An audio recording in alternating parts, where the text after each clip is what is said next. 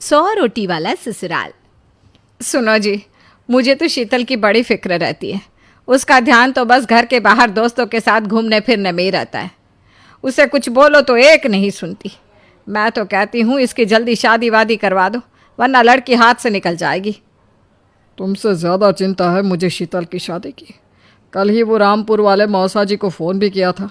बता रहे थे एक लड़का है नज़र में। उनका अपना घर है और लड़का भी अच्छा है। अरे तो फिर बस बात चलाओ ना, एक बार देखे तो सही लड़का और घर बार कैसा है। कौन से लड़की की बात चल रही है यहाँ? तुम्हारी शादी की बात चल रही है बेटी। अब तुम्हारी शादी की उम्र हो रही है तो लड़का तो देखना पड़ेगा ना। उफ़ो, मुझे अभी नहीं करनी शादी वादी। ये तो मेरे खेलने कूदने के दिन है। बहुत खेल कूद ली तुम। अब घर के काम धाम सीखने की कोशिश करो, समझी? ससुराल जाकर हमारी नाक मत कटवा देना। सब्जी काटनी तो आती नहीं इसको, तो नाक ही कटवाएगी। अरे मैं इसे शादी तक अच्छे से सब सिखा दूंगी।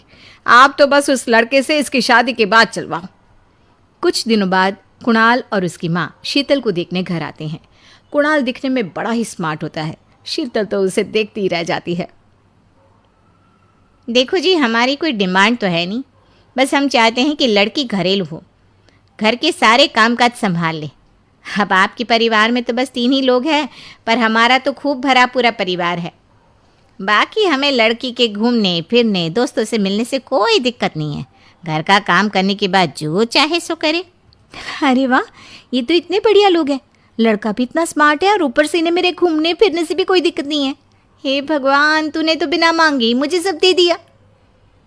बताओ जी, और क्या चाहिए हमें? हमारी तरफ से तो रिश्ता पक्का है जी। बस फिर तो हंसी खुशी शीतल और कुणाल की शादी हो जाती है। शीतल मन ही मन बड़ी खुश होती है और उसी खुशी के साथ वो अपने ससुराल में कदम रखती है। आओ बहू, तुम्हारा अपने ससुराल में स्वागत है। ये मिलो अपने परिवार से। ये तुम्हारे ससुर जी, तुम्हारी ननद सुनीता और गीता, सुनीता के पति राजेश और उनके 2 बच्चे राजू और चिंटू। ये ना हमारे साथ यहीं रहते हैं। ये तुम्हारी दादी सास हैं और बाकी लोग अभी बाहर गए हुए हैं। इतने सारे लोग, ये सब यहीं रहते हैं इस घर में? अरे अभी तो मेरे देवर देवरानी और उनके 3 बच्चे यहाँ नहीं है। उसके मायके में भी शादी थी ना, तो बस वहीं गई है। कल तक आ जाएंगे। हे भगवान, ये घर है या धर्मशाला? ये सब एक साथ इस घर में कैसे रहते हैं? मुझे तो पता ही नहीं था इनका इतना बड़ा परिवार है।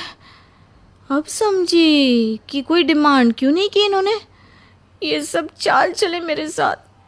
अरे बहू, खड़े खड़े क्या सोच रही हो? चलो अपने कमरे में जाकर आराम करो। जी माँ जी।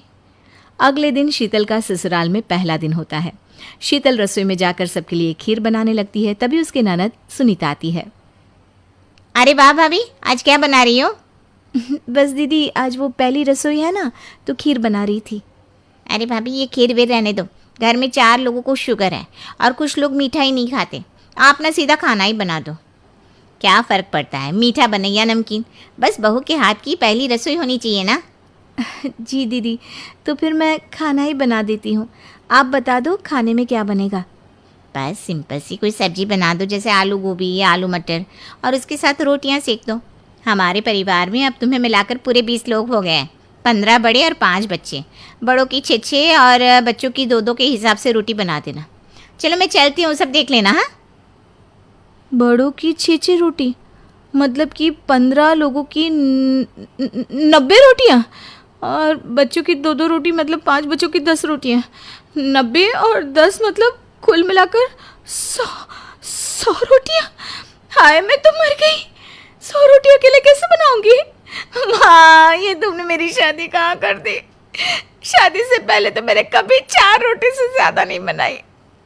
शीतल एक बड़ी सी परात में 100 लोगों के हिसाब से आटा निकालती है और उसे गूंथना शुरू करती है। आटा गूंथते गूंथते शीतल के पसीने छूट जाते हैं। उसके बाद बारी आती है रोटी बनाने की। शीतल एक एक करके रोटी बनाना शुरू करती है और 10 रोटी बनाते ही अपनी कमर पकड़ लेती है। हाय, मैं मर गई। मेरी कमर टूट गई खड़े खड़े, और ऊपर से इतनी गर्मी। मैं 100 रोटियाँ कैसे बनाऊंगी? अरे भाभी, सब बाहर रोटियों का इंतजार कर रहे हैं। ज़रा जल्दी जल्दी रोटी सेक दो।